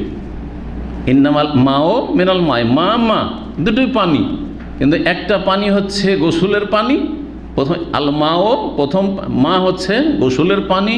গোসলের পানি আবশ্যক হবে মিনাল মায়ে, পানি বের হলে, মানে কোন পানি? হ্যাঁ, বীর্যপাত হলে। তো দ্বিতীয় মায়ের অর্থ হচ্ছে নুতফা, শুক্রবিন্দু, বীর্যপাত হলে পানি আবশ্যক হবে। পানির ব্যবহার মানে গোসল করা কি হবে? আবশ্যক হবে। একটু মজার কথা হঠাৎ করে মনে পড়ে গেল। আমরা যখন মাদ্রাসায় শিক্ষকতা করতাম, তখন একটা ছেলে প্রথম হাদিসের কিতাব পড়েছে, বুলুগুল মারাম। মিশকাতের আগে বুলুগুল মারাম পড়ে আহলে হাদিস মাদ্রাসায়। হানাফি মাদ্রাসায় তো ওই সাথী জামাতে হেদায়ার সাথে গিয়ে দাওরার 1 বছর আগে মিশকাত পড়ায়, তার আগে হাদিস টাদিস পড়ে না। ওরা শুধু ফেকা পড়িয়া পাক্কা করে দেয়, পাক্কা হানাফি বানিয়ে দেয় কওমি মাদ্রাসায় দেওবন্দীদের আর বেরেলভিদের। আর তারপরে তখন 1 বছর দাওয়ার হাদিস কালা বরকতের জন্য হাদিস পড়ায়, যার ফলে হাদিসের সাথে তাদের তেমন টাচ থাকে না। এর জন্য হাদিসের উপর আমলও করে না, ওরা ফেকার উপর আমল করে, আর হাজার হাজার হাদিস বিরোধী ফতোয়া এইসব কওমি মোল্লা মৌলভিগুলো দিতে থাকে, কারণ হাদিসে তো জ্ঞান নেই। কিন্তু আহলে হাদিস মাদ্রাসায় দৌসরি তিসরি জামাতে পড়েছে বুলুগুল মারাম। অনেক জায়গায় তার আগে প্রথম ক্লাসে 40 হাদিস রয়েছে, তারপরে বুলুগুল মারাম, তারপরে মিশকাত 2 বছর, তারপরে তিরমিজি 1 বছরে, তারপরে আবু দাউদ নাসাই 1 বছরে, কোনো জায়গায় ইবনে মাজাহ, আর তারপরে দাওরা যে বছরে শেষ ক্লাস, সেই আহলে হাদিস মাদ্রাসার সিলেবাস বলছি, হাদিসের সিলেবাস, তখন বুখারী আর মুসলিম। আর সেটাও কোন মাদ্রাসা, যেমন আমাদের যেটা মাদ্রাসা জামে বুখারী, সেটাতে শেষ বছরে শুধু বুখারী, তার আগে কুল্লিয়া সালিসাতে, কুল্লিয়া সানিয়াতে সহিহ মুসলিম, এইভাবে। তাহলে কত পার্থক্য হয়ে যায় একটা আহলে হাদিস মাদ্রাসার পড়া আলেম আর একটা হানাফি দেওবন্দি বেরেলভি মাদ্রাসার পড়া আলেম, এই হাদিসের জ্ঞানের ক্ষেত্রে অনেক পার্থক্য, অনেক পার্থক্য। জি, যার ফলে তারা হাদিসের হদিসই নেই, তো আর হাদিস অনুযায়ী কি আমল করবে, আর হাদিসের কি প্রচার প্রসার করবে। তো কি বলছিলাম, কি বলতে গিয়ে এই কথা বললাম?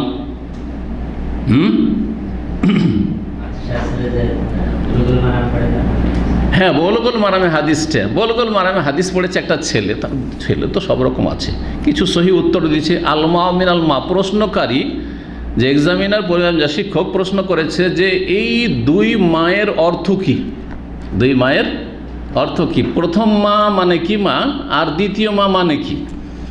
তখন ওই ছেলে, এক ছেলে দুর্বল ছেলে, ফেল করে বেশিরভাগ, লিখছে প্রথম আলমা মানে হচ্ছে জমিনের পানি, আর আপনার দ্বিতীয় মা মানে হচ্ছে আকাশের পানি। কথা বুঝতে পেরেছেন? আকাশের পানি, বড়ই হাস্যকর। আর যে মুমতাহিনা আমার কলিগ ছিল, সে খুব হাসলো আর আমাদেরকে বললো, আরে সে কী লিখেছে জানেন? এক ছেলে লিখছে যে আলমা মিনাল মা, पहला माँ से ज़मीन का पानी मुराद है और दूसरा माँ से आसमान की का पानी मुराद है। কথা বলছেন, এই হলো অবস্থা। তো মাদ্রাসায় এইরকম কমজোর হয়ে লেখাপড়া করলে কি আর আলেম হবে? তখন তো এরা সমাজের শরণাপন্ন হবে। হ্যাঁ, তখন তো মোল্লার দৌড় মসজিদ, এইরকম এত দুর্বলদের আর কি করবি, অসহায়। তখন তার হক কথা বলা যাবে না, কারণ তো চাকরি খেয়ে দিবে, না হইলে হ্যাঁ ফাঁসে ফাঁসার নেতৃত্ব দিয়ে সমাজপতি তারা চাকরি খেয়ে নেবে, মসজিদ থেকে বের করে দেবে, কী করে খাবো? না না, এরকম আলেম হবেন না, এরকম আলেম করবেন না। আলেম করবেন, ভালো আলেম করেন ছেলেদেরকে। জি, আল্লাহ যেন তৌফিক দান করেন, সহজ করেন। কি বললাম? হাদিসে রয়েছে আল মাউ মিনাল মায়ে, পানি আবশ্যক হবে, পানির ব্যবহার জরুরি হবে যদি পানি বের হয়, মানে বীর্যপাত হয়। এখন বীর্যপাত হলে, সহবাস করে বীর্যপাত হলে তখন পানি ফরজ হবে, মানে গোসল করা ফরজ হবে। এটা প্রথম ইসলামের ইতিহাসে ছিল, কারণ ইসলামের বিধিবিধান আস্তে আস্তে নাযিল হয়েছে। দেখেন, একসময় মদ খেত, একসময় মহিলারা কিন্তু চেহারার মুঠি পর্দা করতো না, স্বাভাবিক মহিলারা যেমন শালীনতার সাথে চলে এরকম চলতো। ষষ্ঠ হিজরিতে হেজাব, চেহারার হেজাব ফরজ হয়েছে। এইরকমই দিনের বিধিবিধানগুলো দ্বিতীয় হিজরির আগে সিয়াম রোজা ছিল না, যাকাতেরও তফসিল ছিল না, হজ নবম হিজরিতে, দশম হিজরিতে ফরজ হয়েছে শেষ দিকে একবার। তো এইরকমই প্রথম ইসলামের ইতিহাসে সাহাবায়ে কেরামদের ওপর গোসল ফরজ ছিল না। স্বামী স্ত্রী সহবাস হলো আর তারপর যদি বীর্যপাত না হয়, অনেক সময় বীর্যপাত হয় না, তাহলে গোসল ফরজ হইতো না। লজ্জা স্থান ধুয়ে নি, উজু টুজু করে নি, তো হয়ে গেল।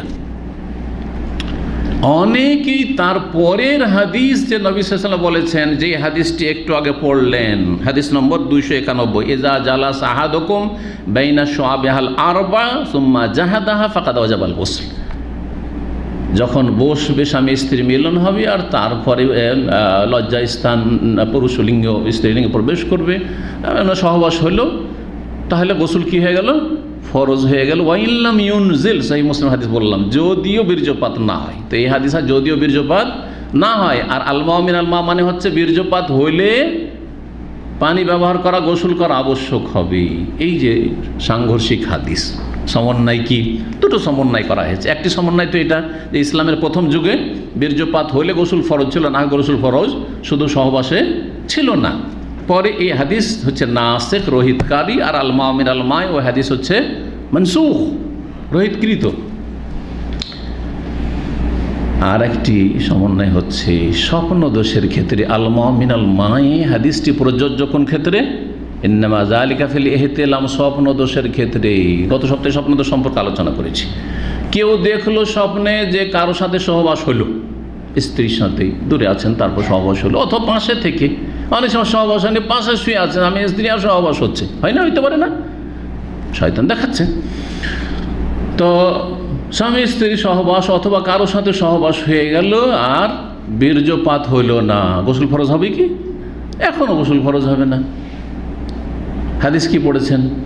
যে উম্মে সুলাইম রাদিয়াল্লাহু তাআলা আনহা এসে জিজ্ঞাসা করেছিলেন, হ্যাঁ, যে মহিলাদের কি ইহতিলাম হয়, ইহতিলাম হলে কি গোসল করতে হবে? কি বলেছিলেন নবী সাল্লাল্লাহু আলাইহি ওয়াসাল্লাম? নাম ইযা রাআতিল মা, হ্যাঁ গোসল ফরজ, পুরুষ হোক আর নারী হোক। ইযা রাআতিল মা, যদি পানি দেখে, মানে বীর্যপাত হয়ে থাকে, তাহলে স্বপ্ন দোষে বীর্যপাত হইলে গোসল ফরজ, আর বীর্যপাত যদি না হয় আর স্বপ্ন দোষে পুরো মনে হচ্ছে সহবাস হয়েছে, গোসল ফরজ নাই। বুঝতে পেরেছেন? কিন্তু বাস্তবে যখন সহবাস হবে তখন বীর্যপাত না হইলেও গোসল ফরজ হয়ে যাবে। এই মাসআলা বেশ কিছু সাহাবায়ে কেরামরা জানতেন না, যার ফলে তাদের মতটি ওই আগের যে মতটি ছিল, আগের যে শরীয়তের বিধান ছিল সেরকম থেকে গেছে। সেটা হচ্ছে যে বীর্যপাত যখন হয়নি সহবাস করে, তাহলে লজ্জাস্থান ধুয়ে উজু করলেই হবে। সামনে এই কথাগুলি আসছে যাতে করে এখানে সংশয় না হয় আর আপনাদেরকে আজব না লাগে, অবাক না হন, সেজন্য আগে থেকেই ভূমিকা স্বরূপ কথাগুলি বলে দিলাম।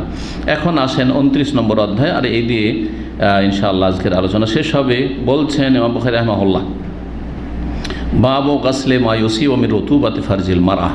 এই অধ্যায় হচ্ছে যে ধুয়ে নিতে হবে, গাসল ধৌত করতে হবে, মা ইউসিবু যা কিছু লাগবে, মিন রুতুবাতি ফারজিল মারআহ মহিলার বা স্ত্রীর লজ্জা স্থানের তরল বস্তু।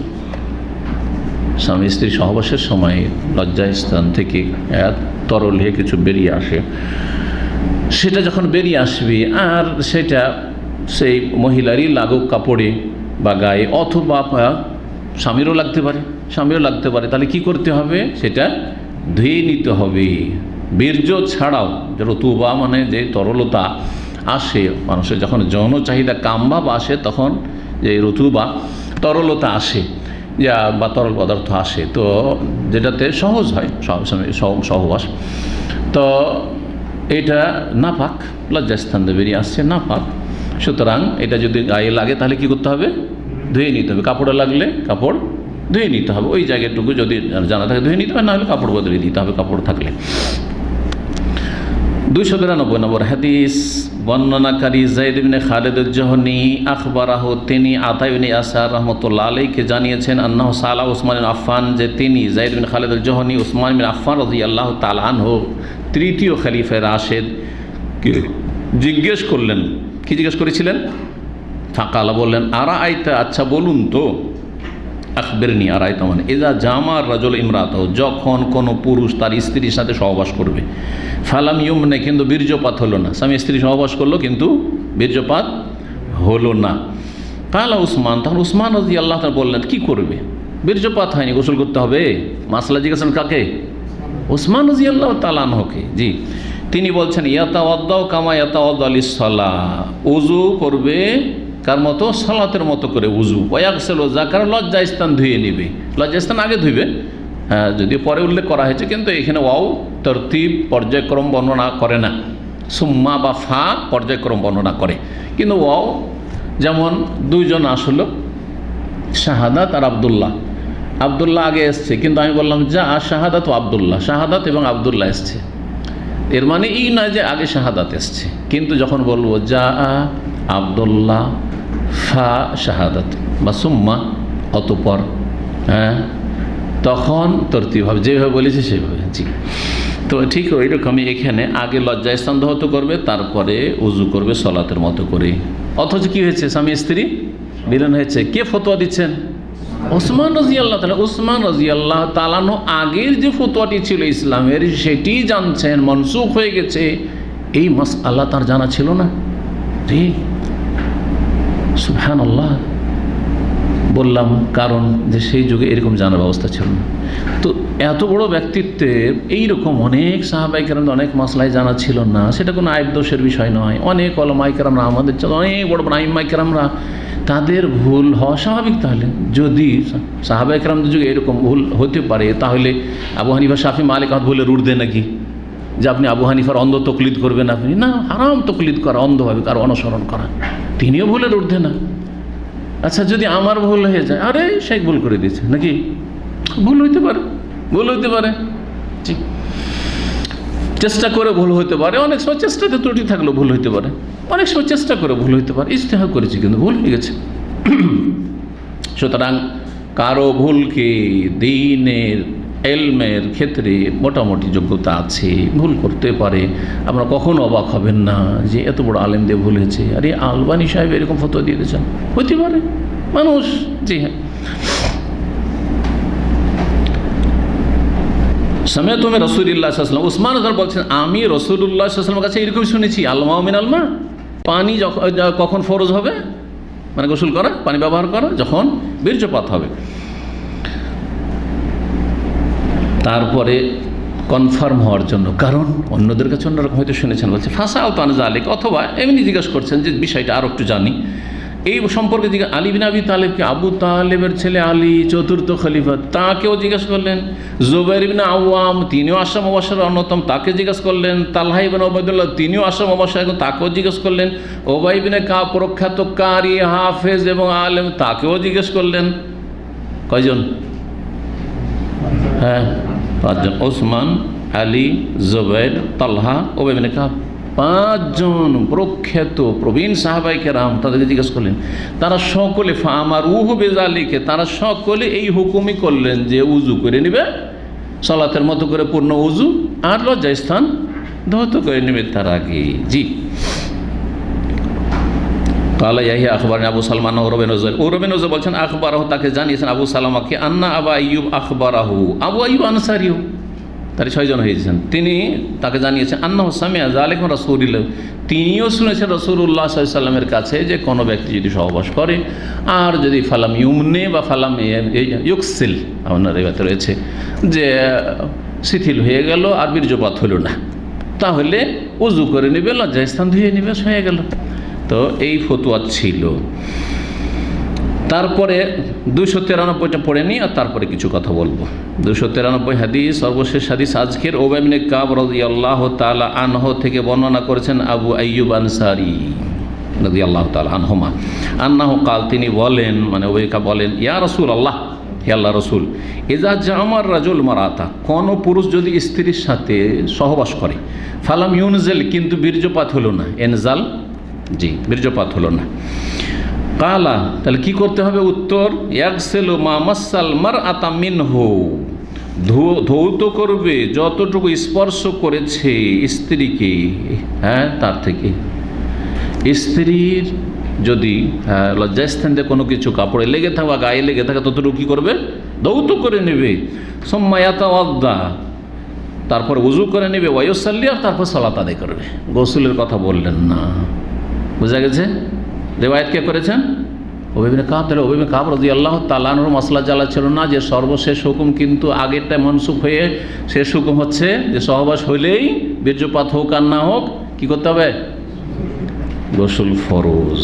জি, কালা আবু আবদুল্লাহ, ইমাম বুখারী আবু আবদুল্লাহ তাঁর কুনিয়াত উপনাম রাহমাতুল্লাহি আলাইহি বলছেন, আল গোসলু আহওয়াতু, গোসল হচ্ছে অধিক সতর্কতা,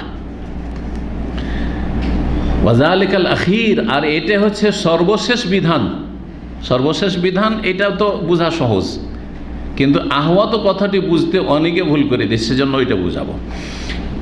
তারপরে বলছে ইন্নামা বাইয়ান্না লিইখতিলাফিহিম, এগুলি আমি বর্ণনা করলাম কেন, যে এই 6 জন সাহাবায়ে কেরাম রাদিয়াল্লাহু তাআলা আনহুমের মত ছিল যে স্বামী স্ত্রী মিলনে যদি বীর্যপাত না হয় তাহলে উজু করলে চলবে, লজ্জাস্থান ধুয়ে। এটা কেন বর্ণনা করলাম? এই জন্য বর্ণনা করলাম যে তাদের মাঝে ইখতিলাফ ছিল, তাদের ইখতিলাফের মতবিরোধের কারণেই সাহাবায়ে কেরামের মাঝে এইরকম ইখতিলাফ ছিল।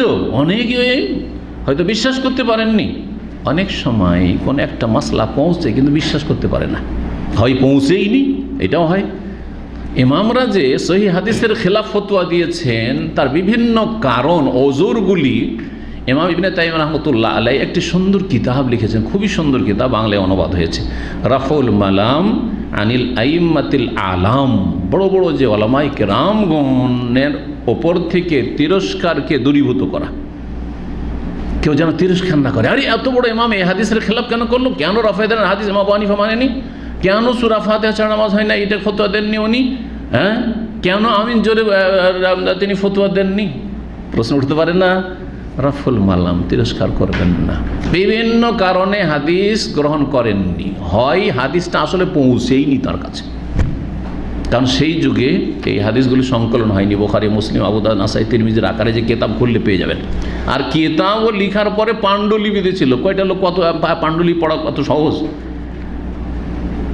জি,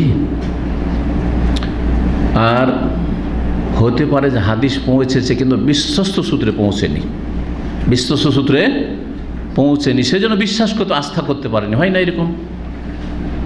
একবারে বর্তমান যুগের একটা স্পষ্ট একটা উদাহরণ দিই। অনেকেই এই করোনার ভ্যাকসিনের বিরোধিতা করতেন, গুজবে কান দিয়ে, না না না না না নেওয়া যাবে না, ধ্বংস করে দেবে, একদম সর্বনাশ করে দেবে। ঠিক আছে, যেই লোকগুলো এই ধরনের কথাবার্তা বলতো পরে দেখলো যে না, এগুলো তো গুজব, আসলে আমি তো এটা বিশ্বাস করেছিলাম। আর যারা মেজরিটি বলছে, সারা দুনিয়া বলছে যে ভ্যাকসিন নিয়ে নেন, ভ্যাকসিন নিয়ে নেন, ভ্যাকসিন নিয়ে নেন, আমি বিশ্বাসই করছিলাম না। অথচ একজন দুজন না, কোটি কোটি বিশেষজ্ঞরা বলছে যে ভ্যাকসিন নিতে হবে, এটা উপকারী। এবং আলেম ওলামা বলছে, শুধু দুনিয়ার বিশেষজ্ঞরা না, যারা স্বাস্থ্য বিষয় বিশেষজ্ঞ তারাও এবং আলেম ওলামারও বলছে যে নিয়ে নেন, এটা নিরাপদ নেন। যদি সামান্য ক্ষতি থাকে, ক্ষতির চাইতে যাতে ফায়দা অনেক বেশি, তখন সেটা অবশ্যই করণীয়। তো অনেকে বিশ্বাস করতে পারেনি। আমাদের মতো অনেকে আছে যারা না না নেব না, একেবারে যখন নিরুপায় হবো তখন নেব। কিন্তু পরে জানা গেল যে না, এর উপকারিতা আছে এবং এর অপকারিতার কথা যা বলছে সেগুলি বাড়াবাড়ি, এবং এটা বড়ই মারাত্মক ক্ষতি করে দেবে, এই করে দেবে, সেই করে দেবে, এগুলো আসলে গুজব। দেখেন পরে আস্থা হলো, হচ্ছে না, হচ্ছে না। তো এইরকমটা হইতে পারে। অনেক সময় একটা হাদিস পৌঁছেছে কিন্তু না না না না, আমি শুনেছি, আমি নবী সাল্লাল্লাহু আলাইহি ওয়াসাল্লাম, তুমি কী বলছো, বাড়াবাড়ি কথা। আমি শুনেছি যে বীর্যপাত না হলে গোসল ফরজ হয় না, তুমি বলছো যে এমনি সহবাস হলে গোসল ফরজ হইতে পারে, এরকম। জি হ্যাঁ। তো ইখতিলাফগুলি ছিল সাহাবাই কেরামদের যুগেই। সামান্য কিছু সাহাবাই কেরামগণ এই ভিন্ন মত রাখতেন, কিন্তু অধিকাংশ সাহাবাই কেরাম এই মতটি রাখতেন না। তারপরে তাবেঈনদের যুগে এজমা হয়ে গেছে, এরকম একটি কথা আছে। কিন্তু তারপরও দুই একজন তাবে এমনও পাওয়া যায় তারা এই মতটি পোষণ করতেন। তাদের একজন হচ্ছেন আল আমাশ, ইমাম আল আমাশ রহমতুল্লাহ আলাইহি, সুলাইমান ইবনে মেহরান আল কুফি আল আসাদি। তিনিও বলতেন, যেমন এই 6 সাহাবাই কেরামদের মত কি, যে সহবাস যদি হয় আর বীর্যপাত না হয় তাহলে গোসল ফরজ হবে না, লজ্জা স্থান ধুয়ে ওযু করলে হবে। তো তাবেঈনদের যুগে সামান্য কিছু ইখতিলাফ ছিল, তারপরে এর উপর ইজমা হয়ে গেছে। আর আবু হানিফা, শাফি, মালিক, আহমদ, আহলে হাদিস, মুহাদ্দিসিন, সমস্ত মুহাদ্দিসিন কিরাম, এমনকি জাহিরিরা, ইমাম দাউদ জাহিরি, ইবনে হাজম, সমস্ত আইম্মা কিরাম বলছেন কি, যে গোসল ফরজ, সহবাস হলেই গোসল ফরজ, বীর্যপাত হোক আর না হোক। তো ইমাম বুখারী রাহিমাহুল্লাহ যে বলছেন আল গোসলু আহওয়াদ, গোসল করা অধিক সতর্কতা। তার মানে কেউ যদি গোসল না করে তো সতর্কতা, সাবধানতা বেশি হলো না, কিন্তু চলবে নাকি, এরকম বোঝা যায় না, এমনটা না। এর ব্যাখ্যাটা কিভাবে করব? যারা এভাবে বিশদভাবে আলোচনা করেছেন, তারা লিখেছেন, তাদের মধ্যে বা তাদের দর্শে এই আলোচনাগুলি এসছে। সৌদি আরবের একজন হাইয়াত কেবার বড় আলেম শেখ আব্দুল করিম আল খুজাইর হাফিজাহুল্লাহ তাআলা, তার সহিহ বুখারীর শারহ রয়েছে একদম বিস্তারিত। তার আগে ইবনে হাজার রহমাতুল্লাহ রয়েছে, ইমাম আইনির রয়েছে, অনেকের রয়েছে সহিহ বুখারী ভাষ্য। তো তিনি লিখেছেন যে ইহতিয়াত কথাটি, সতর্কতা, এটা 2 স্তরের। একটা হচ্ছে আবশ্যক সতর্কতা, আর একটা হচ্ছে উত্তম সতর্কতা।